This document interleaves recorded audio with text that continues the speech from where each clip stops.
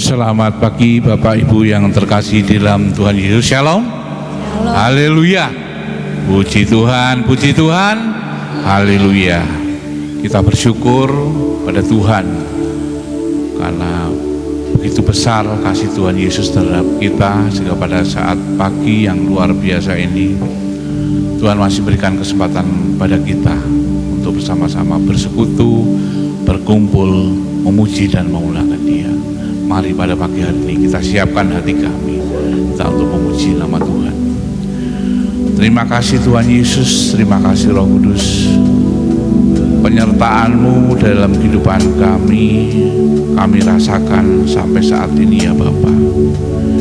Sehingga kami ada sebagai kami ada saat pagi hari ini karena campur tangan kasih-Mu Tuhan yang begitu luar biasa membawa kami Tuhan ke rumah yang kudus ini Tuhan, untuk kami bersyukur memuliakan nama-Mu. Satukan hati kami ya Tuhan Yesus, para pelayan-pelayan-Mu Tuhan, juga jemaat-Mu Tuhan, kami bersukacita untuk memuliakan nama-Mu. Terima kasih Tuhan Yesus. Oh,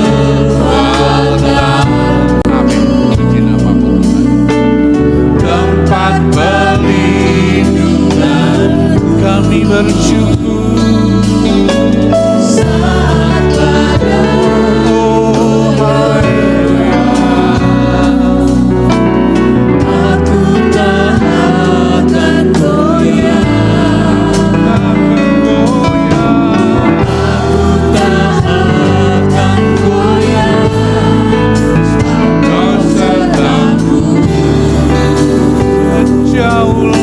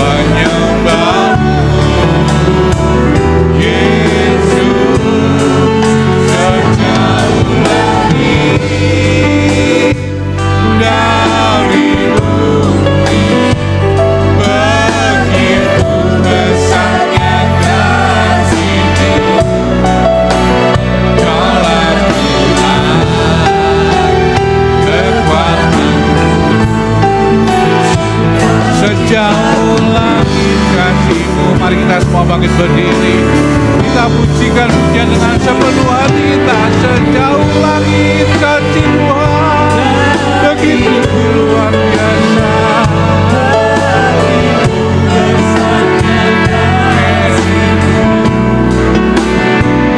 Penuhi hati kami yang rindu menyembah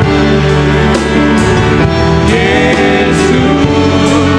Sejauh langit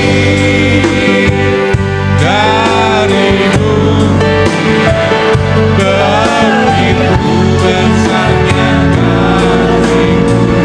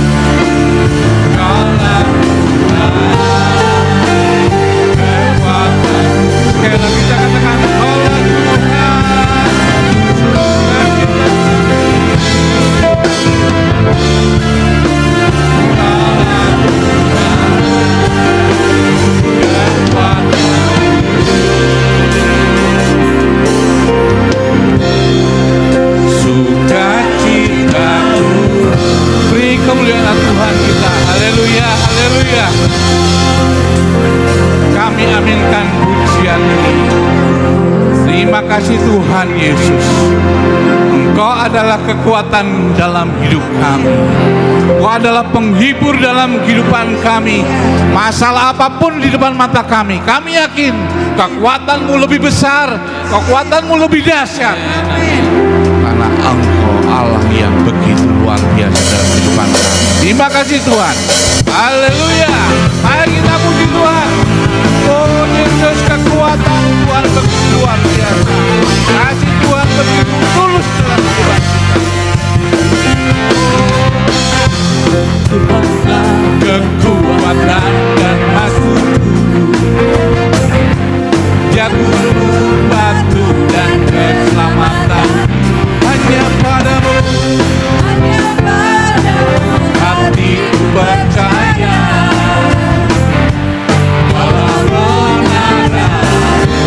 Dan kota perlindungan Tuhanlah yang menjadi kekuatan kita. Tuhanlah kekuatan dan masukku, ya gunung, batu dan keselamatan hanya padamu hatiku percaya. Kolam menara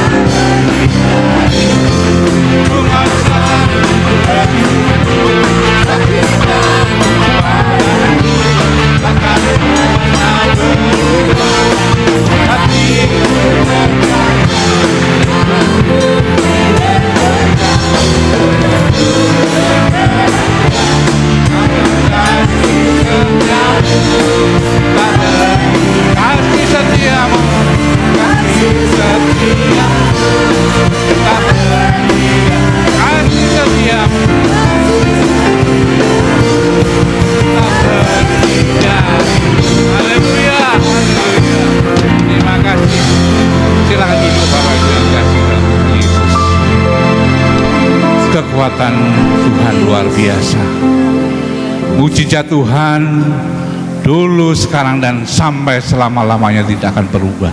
Amin. Apa yang dihadapi saudara pada saat ini? Dunia yang tidak menentu, kesulitan menghimpit dalam setiap kehidupan kita. Secara manusia kita kuat, tapi kita yakin kita punya Allah yang besar. Amin. Kita punya Allah yang luar biasa. Dia mampu mengatasi semua masalah itu, asalkan kita selalu mengasihi dengan Dia, selalu berharap dengan Yesus yang begitu luar biasa. Oh, seringkali ku mengeluh, bebanku berat, ku berkata pada Tuhan,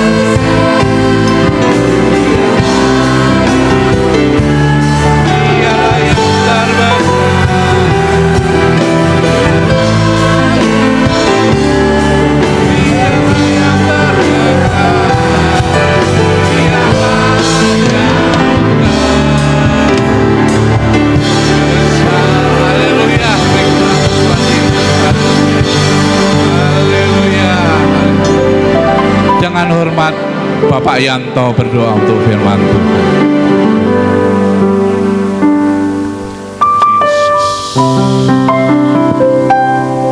Terima kasih Bapa, Engkaulah Allah yang terbesar, yang kami banggakan. Nah, pada pagi hari ini Tuhan, kami sebagai manusia yang sering mengeluh Tuhan, kiranya Tuhan ampuni kami, ampuni Yesus, karena kami tidak punya kekuatan untuk apa-apa ya Bapa. Untuk itu Tuhan, pada pagi hari ini Roh Kudus mengingatkan agar kami menyerahkan kepada Engkau ya Bapa atas segala permasalahan yang ada di dalam kehidupan kami bersama ya Bapa. Untuk itu pagi hari ini Tuhan, kami mengucap syukur karena Engkau telah memberikan kekuatan.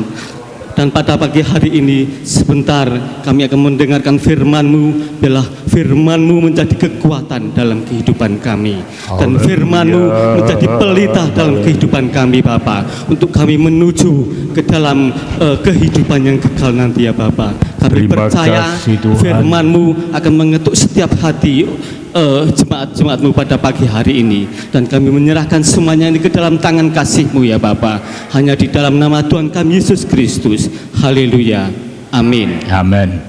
Shalom. Haleluya.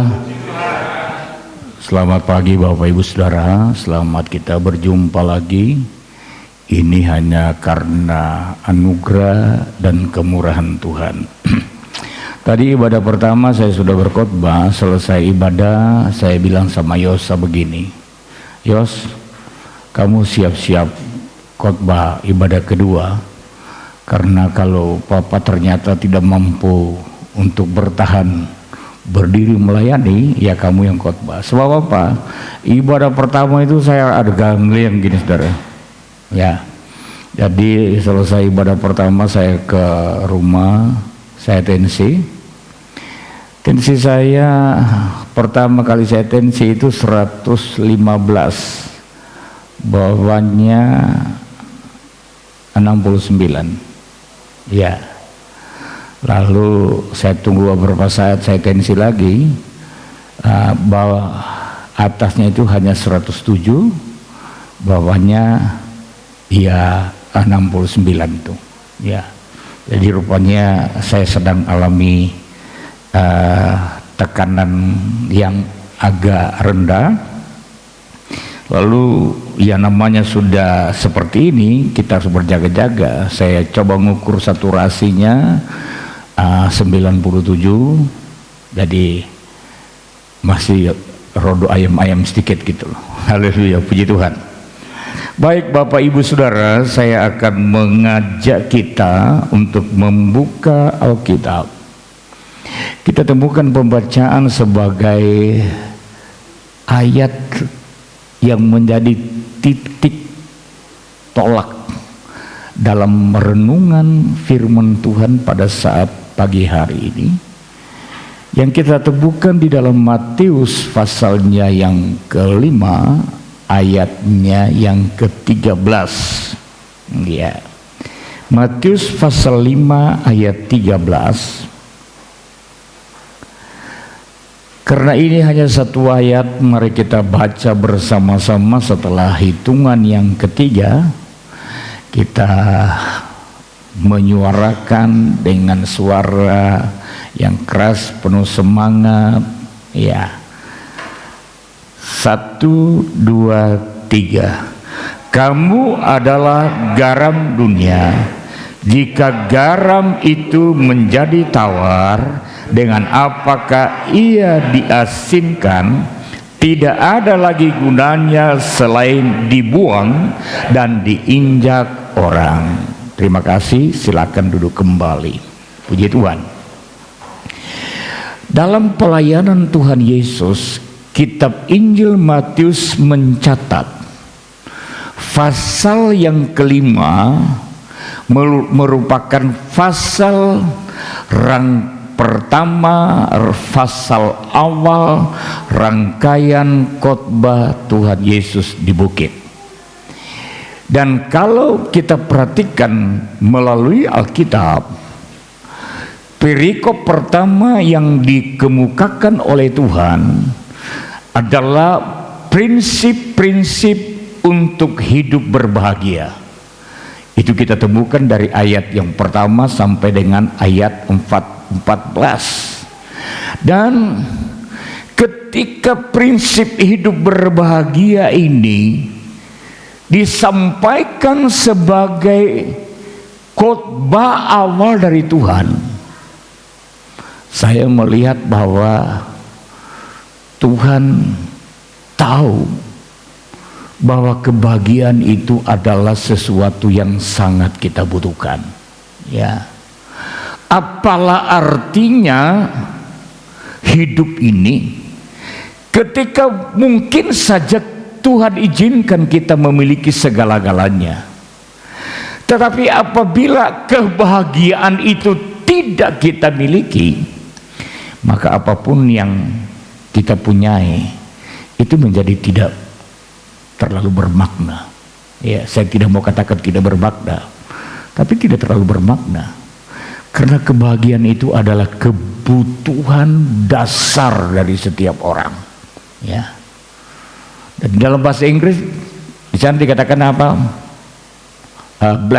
Blessed, ya. Blessed artinya dikatakan diberkati. Jadi baik berbahagia maupun diberkati, ini dua hal yang sangat kita butuhkan. Diberkati bukan masalah jumlah yang kita punyai, bukan masalah berapa yang kita punyai, tetapi apa yang kita miliki itu memberi manfaat.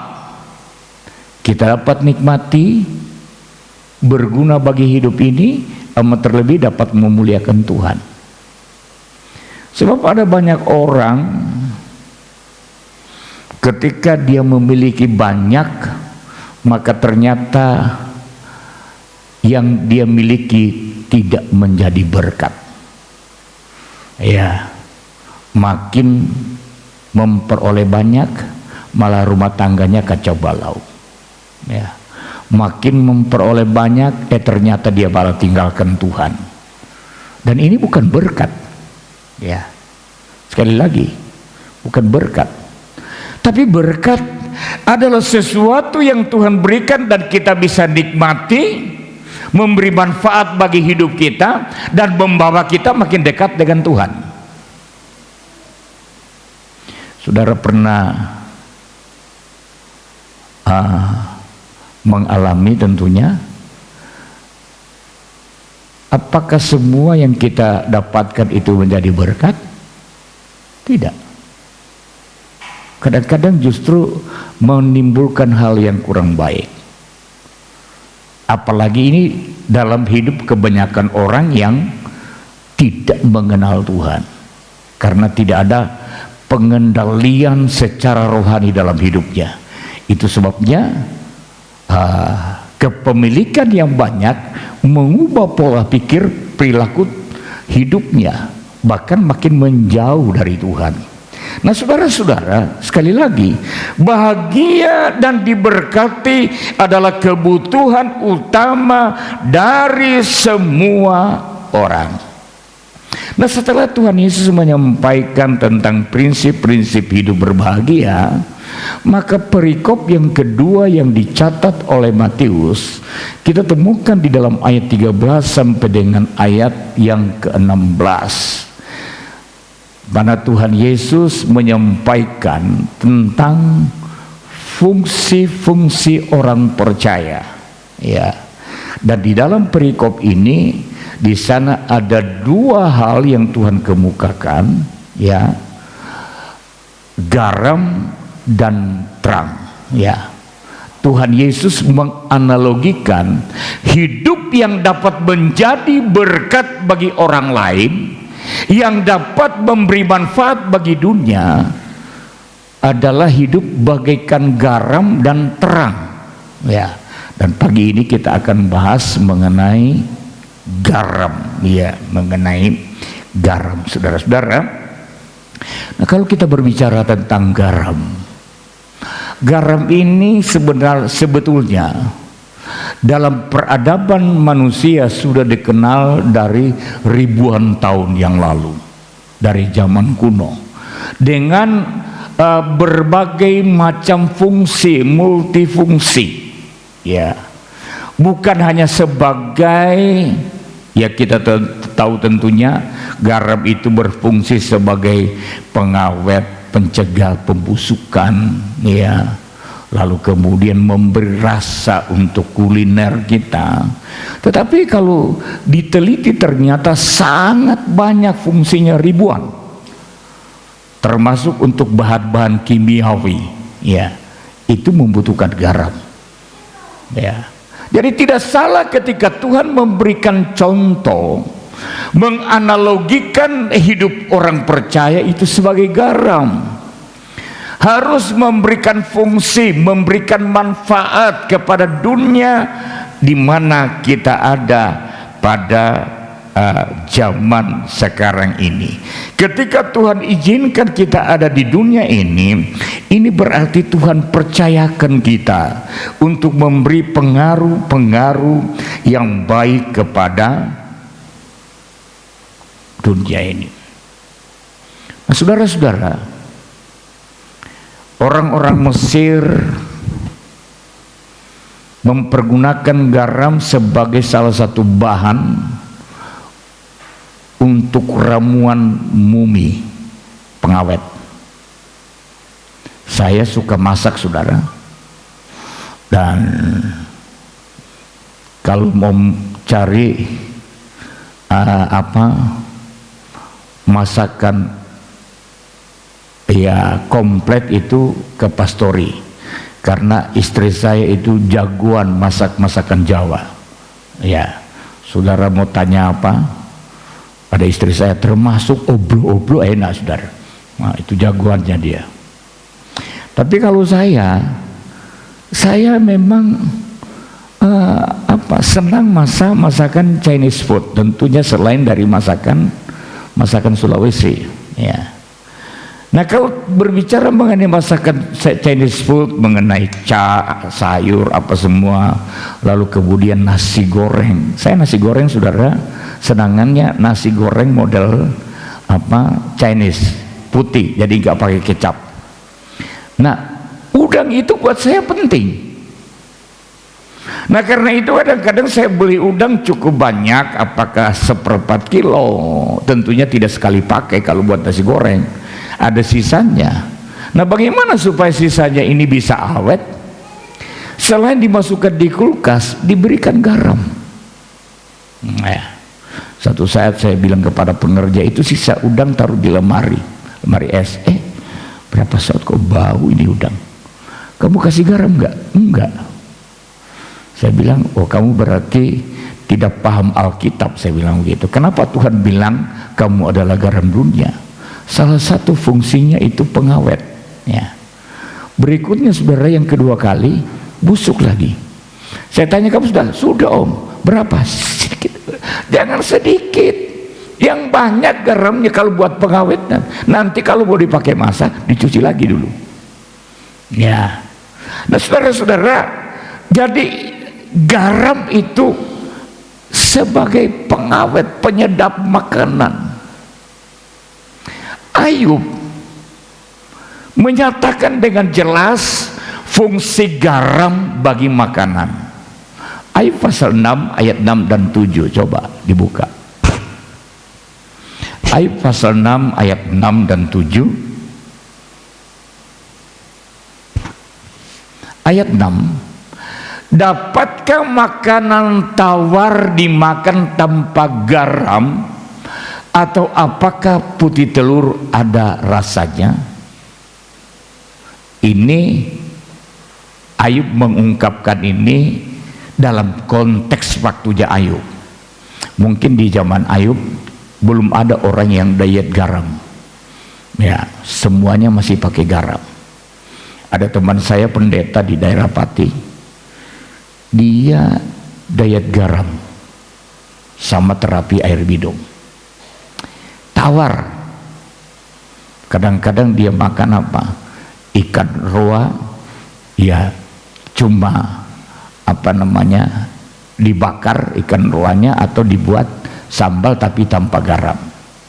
Dia pernah satu saat dia bilang, makan Bro Yapet. Nggak mau saya, makanan kamu nggak enak.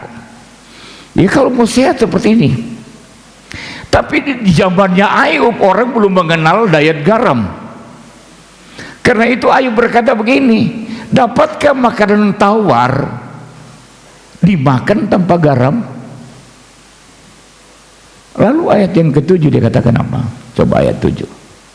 Aku tidak sudi menjamanya, semuanya itu makanan yang memualkan bagiku.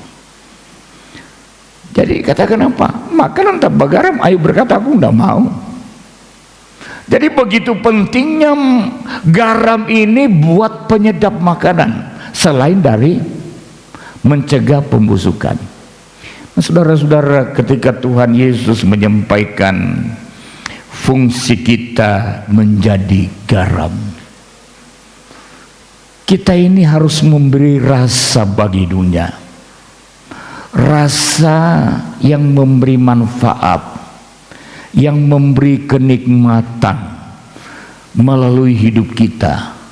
Orang-orang bisa menarik, memetik hal-hal yang baik dan positif.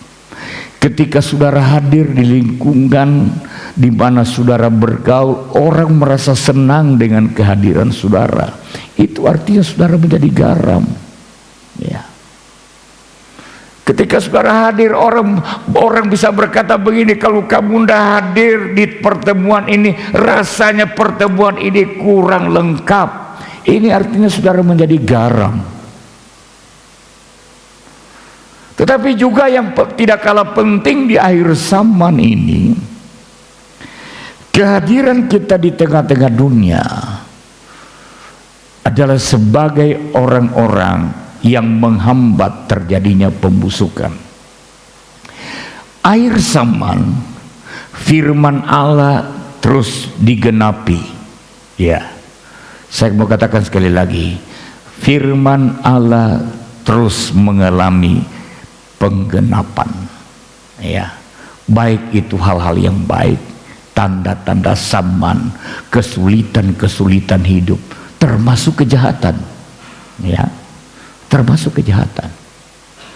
Sekali lagi, akhir zaman adalah penggenapan Alkitab untuk hal-hal yang baik, hal-hal yang berguna, tanda-tanda zaman, kesulitan-kesulitan, termasuk masalah moral, kejahatan, itu semakin dinyatakan. Kejahatan makin bertambah-tambah. Beberapa hari yang lalu di WA kami, hamba Tuhan di Jawa Tengah, kami ada beberapa WA memang karena ada beberapa kelompok, dan saya ada semua di kelompok ini dimasukkan oleh rekan-rekan. Ada grup Rema, ada grup One Heart, ya, lalu kemudian ada grup wilayah dan sebagainya. Nah, ada salah satu grup di sana dikatakan begini, hari-hari ini tahan diri dulu untuk ke Thailand. Saya penasaran dengan pernyataan itu, dengan narasi itu, lalu saya buka, saya setel video itu. Ternyata apa? Marak di Thailand penculikan anak-anak. Ya, anak-anak tentunya tidak seperti Jenis. Ya, tidak seperti Jenis, anaknya Jamie. Kenapa? Bukan anak-anak itu yang diculik, karena dia ada dalam gendongan ibunya terus atau gendongan bapaknya. Tapi yang diculik itu anak umur 3, 4, 5 tahun. Karena itu saya sering katakan kepada Greta, hati-hati kalau ada kesempatan ke Artos, jangan dibiarkan dia lari-lari sendiri, jangan sampai hilang mata. Kenapa? Anak-anak ini diambil organ tubuhnya, dijual, matanya, jantungnya, ginjalnya. Orang tidak mau pikir lagi bahwa tindakan mereka ada orang yang susah. Kecenderungan akhir zaman, orang mementingkan diri sendiri, memberi kepuasan, mencukupkan hidupnya walaupun menempuh jalan yang salah dan kejam. Itu akhir zaman. Pembusukan secara moral. Saya katakan tadi pagi apa terjadi? Dekadensi moral. Moral itu terjun bebas. Orang tidak sungkan-sungkan lagi untuk melakukan tindakan-tindakan amoral hari-hari ini. Nah, saudara-saudara, di tengah kondisi dunia yang seperti inilah orang percaya dituntut untuk hadir dengan fungsinya, memberi garam, memberi faedah, mencegah pembusukan, jadi berkat. Ini yang dibutuhkan dalam kehidupan kita sebagai orang percaya. Tidak mudah untuk hidup seperti ini, gak mudah, tetapi harus bisa. Dan saya percaya oleh pertolongan Roh Kudus tidak ada yang tidak mungkin. Amin. Ya, kita mampu untuk hal-hal yang seperti itu. Nah, Tuhan Yesus di sini di dalam pasal ini, ya, di dalam ayat tadi coba kita baca lagi. Kamu adalah garam dunia. Perhatikan narasi berikutnya. Jika garam menjadi tawar, pertanyaannya, bisakah garam menjadi tawar? Nggak bisa. Kenapa garam tidak bisa menjadi tawar? Ya, karena asin itu melekat pada garam. Asin itu adalah nilai garam itu. Saudara-saudara, tetapi saya melihat kenapa Tuhan Yesus mengungkapkan ini sebagai sesuatu pernyataan yang menurut saya sangat ekstrim. Karena tidak mungkin garam bisa menjadi tawar. Tapi Tuhan sedang menyampaikan sesuatu yang sangat dalam perenungannya.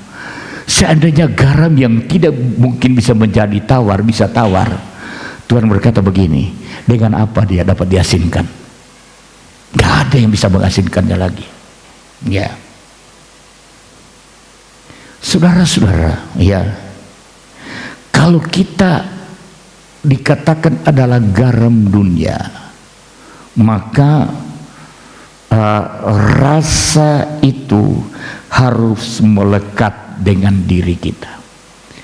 Dalam terjemahan yang lain dikatakan menjadi tawar jika garam kehilangan rasa, ya, kehilangan rasa. Jangan sampai kita kehilangan rasa. Nah, saya katakan tadi bahwa asin itu adalah nilai yang ada pada garam. Harus ada nilai-nilai yang kuat dalam hidup kita. Itu yang disebut dengan inner beauty, nilai-nilai secara batiniah.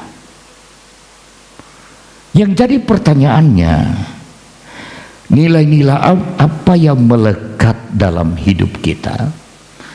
Apakah itu nilai-nilai yang baik atau nilai-nilai yang tidak baik? Nilai apa yang ada pada diri kita?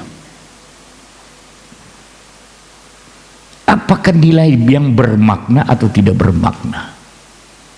Apakah nilai yang membangun atau yang merusak? Yang memberikan ketentraman atau kekacauan? Ini yang jadi perenungan kita, saudara. Paulus di dalam ilham roh memberikan sebuah pernyataan mengenai nilai yang harus ada dalam diri kita. Hanya ada dua kategori nilai yang kita punyai. Coba dibuka Galatia pasal 5 ayat 19. Galatia pasal 5 ayat 19, ya, sampai dengan ayat 21. Ya. Perbuatan daging ini nilai pertama, ya. Perbuatan daging.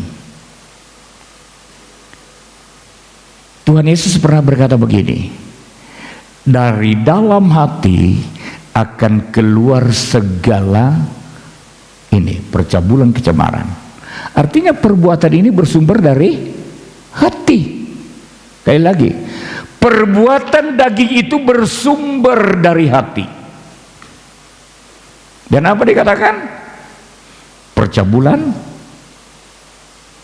kecemaran, hawa nafsu, terus apa lagi? Terus penyembahan berhala, sihir, perseteruan, perselisihan, iri hati.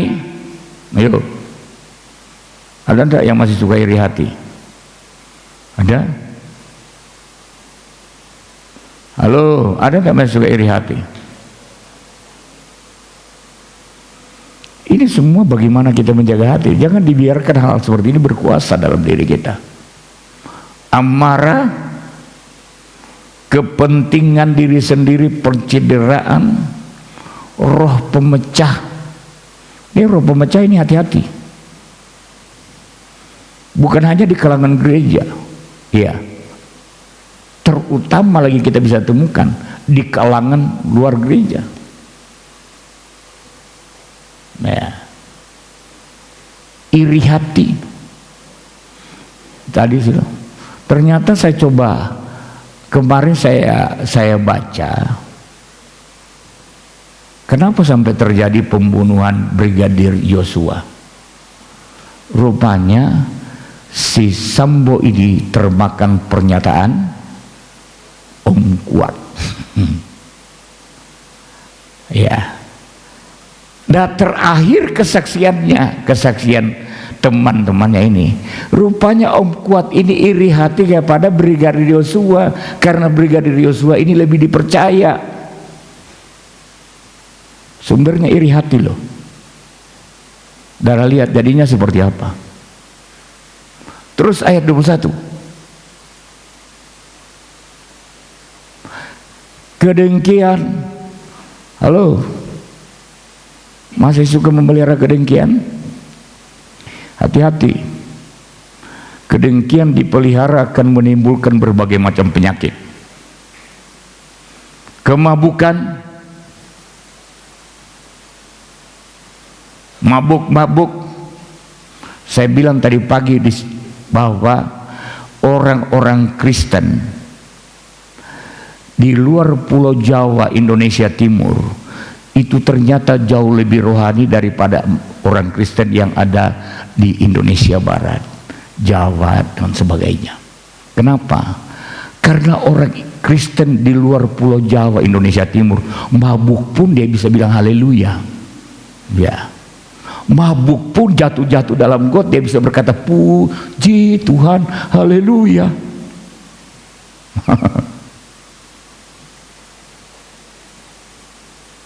Justru paling tidak rohani ya. Tapi ini yang terjadi. Ini nilai-nilai yang seperti ini jangan dipelihara. Saudara-saudara, kita tidak mudah untuk menghancurkan hal-hal seperti begini dengan kekuatan kita, kecuali oleh pertolongan Roh Kudus dan firman Allah. Lalu kemudian ayat yang ke-22, nilai yang kedua, tetapi buah roh ialah kasih setia, kasih, sukacita, damai sejahtera, kesabaran, kemurahan, kebaikan, kesetiaan. Terus kelemah lembutan, penguasaan diri. Tidak ada hukum yang menentang hal-hal itu.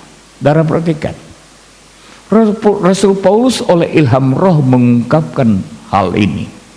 Dua hal yang berbeda yang bisa ada dalam diri manusia dari orang per orang. Tinggal sekarang yang menjadi pertanyaan, potensi atau nilai-nilai diri yang ada di dalam kita, apa yang kita tumbuh kembangkan setiap hari? Adalah apakah itu perbuatan daging atau buah-buah roh? Ya. Dan kalau kita mau menjadi garam dunia, yang kita tumbuh kembangkan adalah buah roh tumbuh di dalam hati kita, bergerak dari dalam hati, memunculkan tindakan, bahkan tutur laku setiap kita untuk menggarami dunia, jadi berkat bagi dunia ini. Ini yang Tuhan mau kita punyai, ya. Dan ini sungguh-sungguh harus kita punyai. Karena kekristenan itu sebenarnya bukan agama. Bukan agama. Walaupun pada akhirnya Kristen itu menjadi akhirnya memiliki penurunan nilai, dia menjadi sebuah agama. Sehingga apa? Orang Kristen yang tidak bertobat pun dia, kalau ditanya dia bisa bilang, katakan orang Kristen. Kenapa? Karena terjadi penurunan nilai kalau Kristen itu hanya menjadi sebuah agama. Coba kita perhatikan pemunculan istilah Kristen pertama kali dicatat di dalam Kisah Rasul pasal 11 ayatnya yang ke-26. Kisah Rasul pasal 11 ayat yang ke-26, ya. Mereka tinggal bersama-sama dengan jemaat itu. Siapa? Paulus dan Barnabas, ya. Tinggal dengan jemaat itu. Jemaat di mana? Di kota Antioquia. 1 tahun lamanya Paulus ada di sana. Untuk apa dikatakan? Paulus mengajar banyak orang. Di Antioquia lah murid-murid itu untuk pertama kalinya disebut Kristen. Bukan agama Kristen loh. Jadi saudara-saudara, istilah Kristen itu pertama kali tidak berhubungan dengan agama, tetapi sebutan yang diberikan oleh orang kepada murid-murid Tuhan, kepada orang-orang yang hidup oleh ajaran Kristus.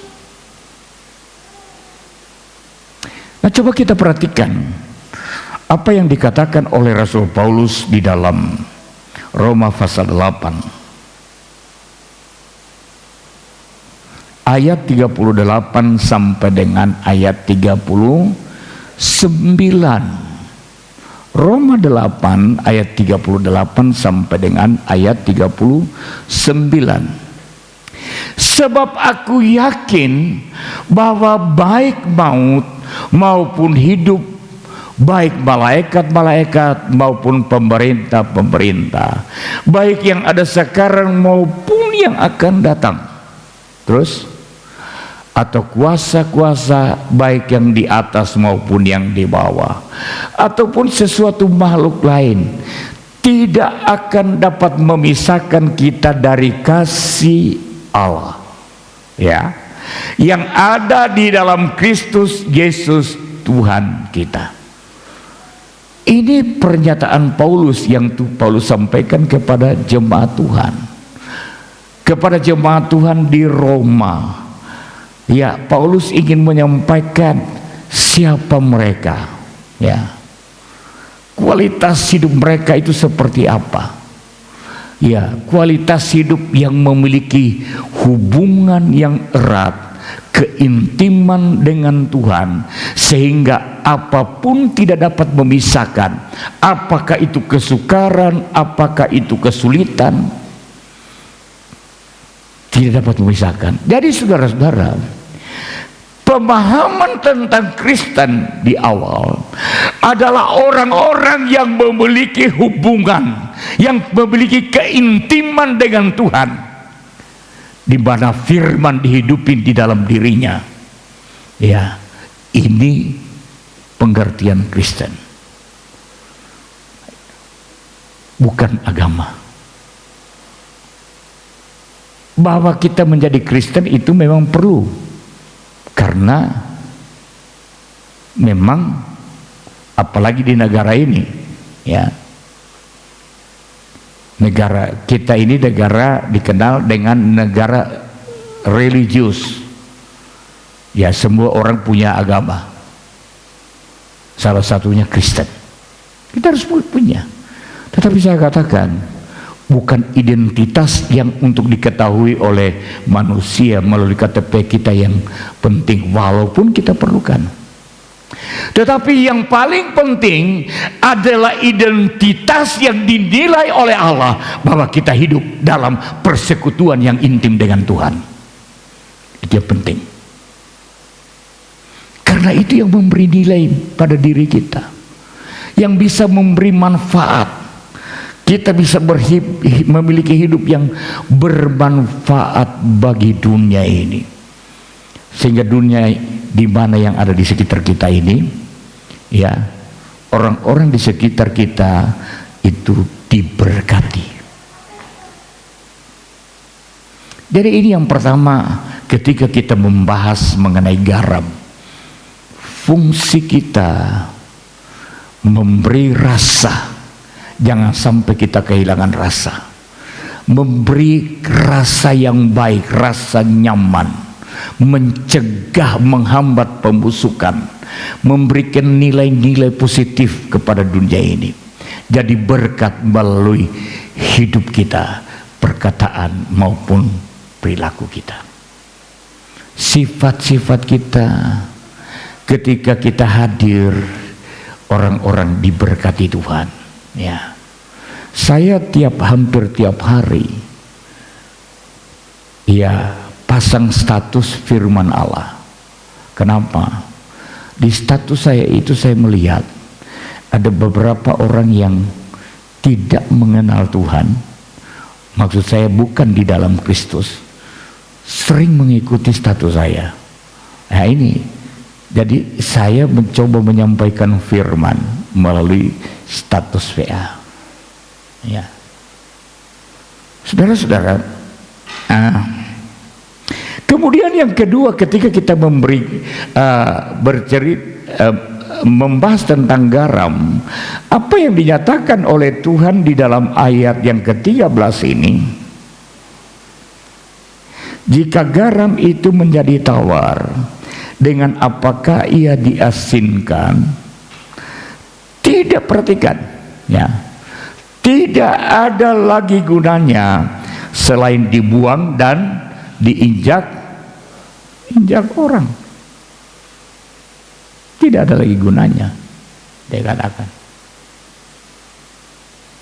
Dia tidak lagi dibutuhkan, dibuang, nggak bermakna. Jadi saudara-saudara, kalau kita sampai kehilangan rasa, saya katakan tadi pagi, saya sulit untuk memberikan sebuah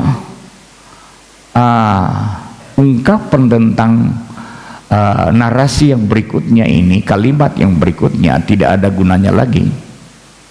Tapi mungkin yang paling tepat, saya mau katakan ini adalah sebuah ancaman kalau kita kehilangan rasa. Walaupun sebenarnya kata ancaman ini kok rasanya kok kurang bagus, kok kehidupan diancam-ancam. Tetapi kita harus perlu tahu bahwa ini yang akan terjadi. Kalau sampai kita kehilangan rasa yang jadi berkat bagi orang lain, kita dianggap tidak berguna, dibuang, saudara.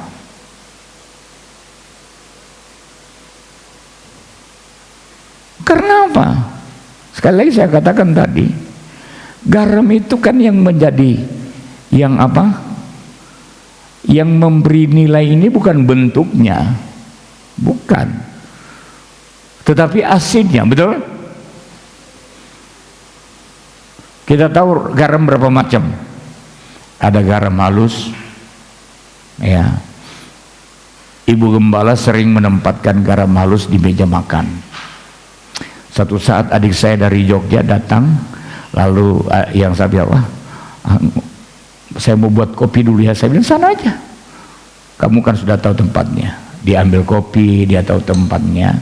Lalu dia lihat di meja makan ada ini, dia kasih saudara itu, baru dia minum, dia buang. Ternyata bukan garam, bukan gula yang dia, tapi garam. Ya, ada garam halus. Lalu kemudian ada garam apa? Garam rosok. Saya kalau buat sayur asin, saudara sering pakai garam rosok. Saudara kalau mau buat sayur asin, coba pakai garam rosok. Itu jadinya pastinya akan jadi. Nah, lalu kemudian ada garam bata. Ya, ada garam bata.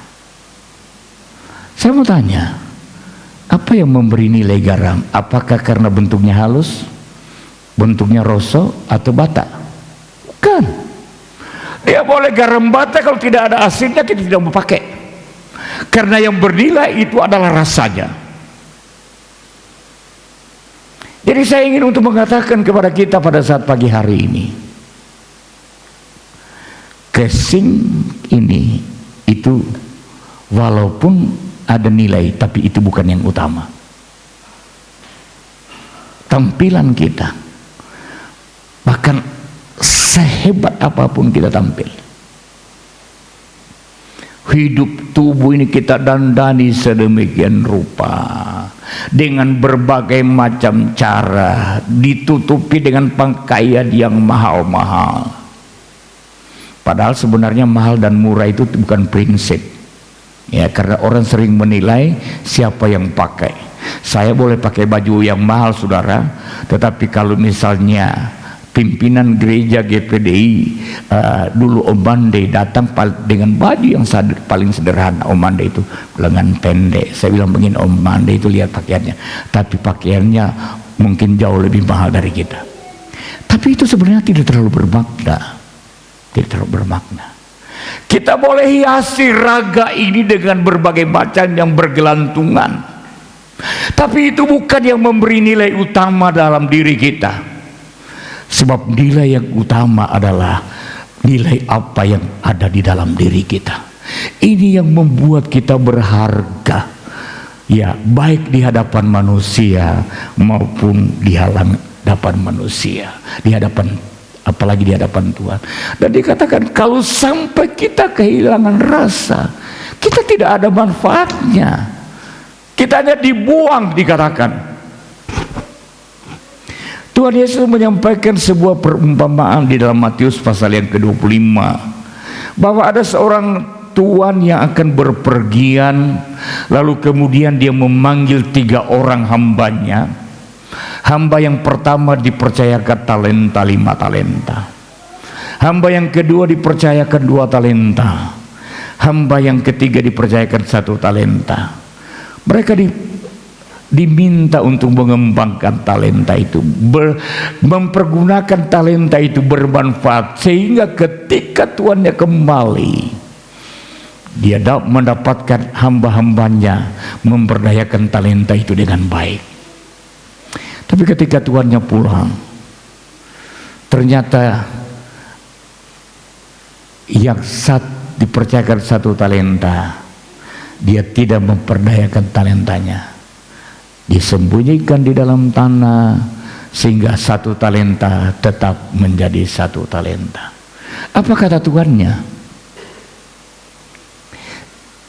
Ikat hamba yang tidak berguna, campakkan dia, buang keluar. Di sana ada kertak gigi dan tangisan. Ya. Kenapa dia dibuang? Karena dia dianggap hamba yang tidak berguna. Bapak Ibu Saudara yang dikasihi Tuhan, Tuhan panggil kita untuk menjadi garam. Jangan sampai kita kehilangan rasa, menjadi hamba yang tidak berguna, yang pada akhirnya kita dibuang. Kita tidak masuk dalam kerajaan yang kekal bersama dengan Tuhan, tapi kita ditempatkan di tempat yang penuh dengan tangisan, kertak gigi.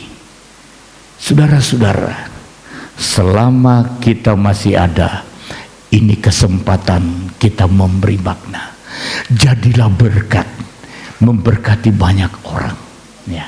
memberkati banyak orang. Kita butuh hal-hal jasmani, tetapi kita lebih butuh hal rohani. Saya sering mengatakan, ketika saya berdoa, saya tidak pernah lepas mendoakan umat-umat Tuhan. Saya berdoa untuk kebutuhan jasmani dan kebutuhan rohani. Hari-hari ini saya tahu Bapak Ibu Saudara ada dalam keadaan masa-masa yang sangat sulit.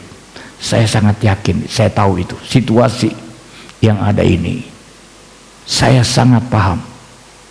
Tapi saya selalu berdoa begini kepada Tuhan, Tuhan, berkati mereka umat-Mu.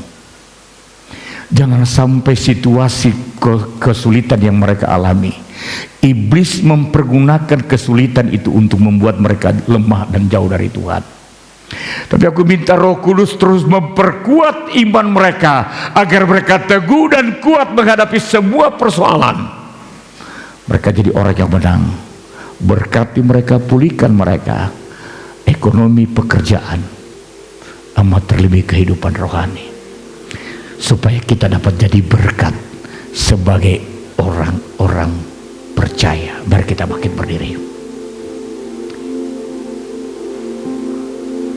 Berkaryalah Roh Kudus di sini.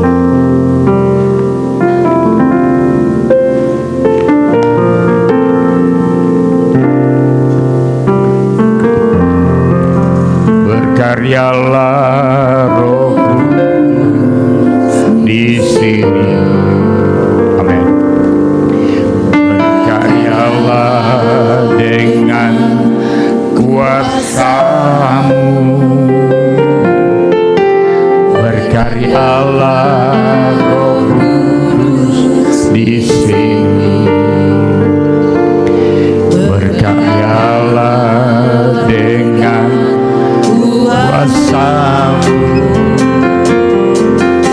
Jambalah kami, jambalah setiap hati, ubahlah akan berkaryalah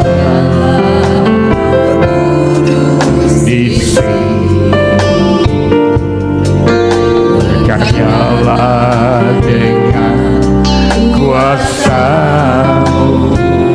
Amin. Berkaryalah Roh Kudus di sini. Berkaryalah dengan kuasa-Mu. Jambalah kami, jambalah setiap hati, ubahlah kami jadi batu. Ubahlah kami Bapa, bentuklah kami Bapa, sesuai dengan firman-Mu. Ubahlah kami, haleluya. Jadikan kami sama seperti Yesus. Ubahlah kami, haleluya.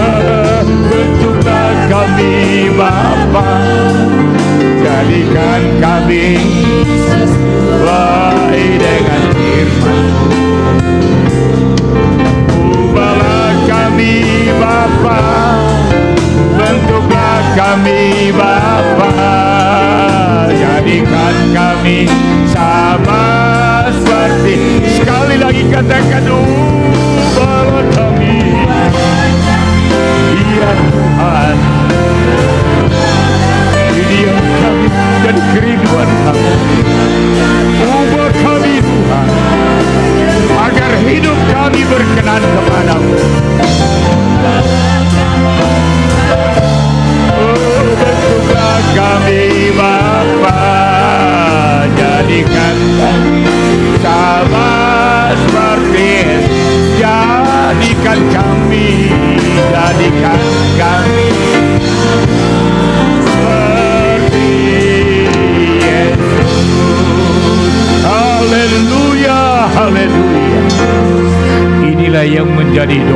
harapan dan permohonan kami.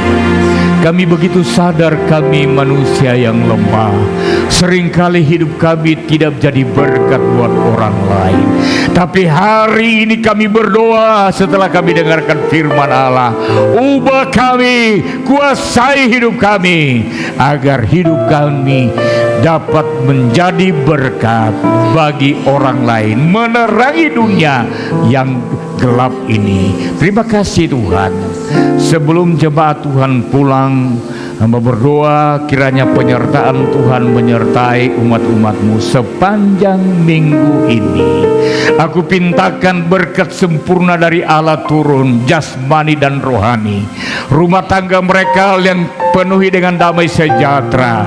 Pekerjaan mereka diberkati Tuhan. Angkat karir mereka.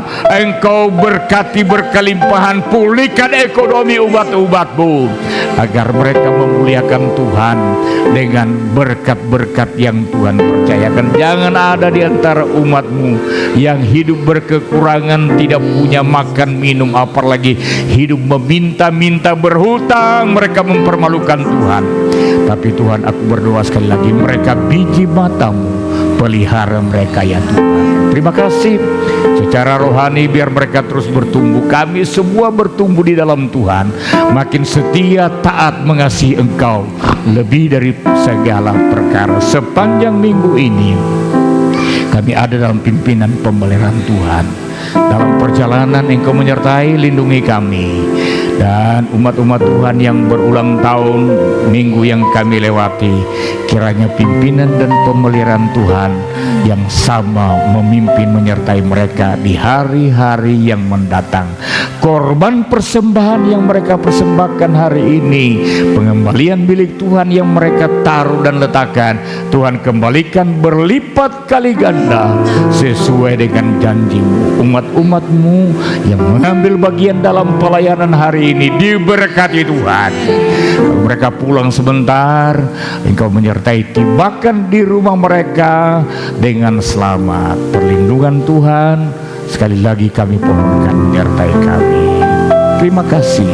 Kedangkan tangan-Mu saudara-saudara yang dikasihi dan diberkati Tuhan.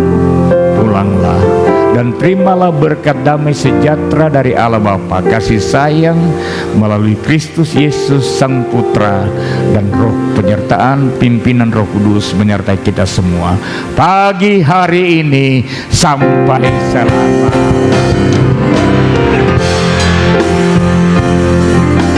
Memberkati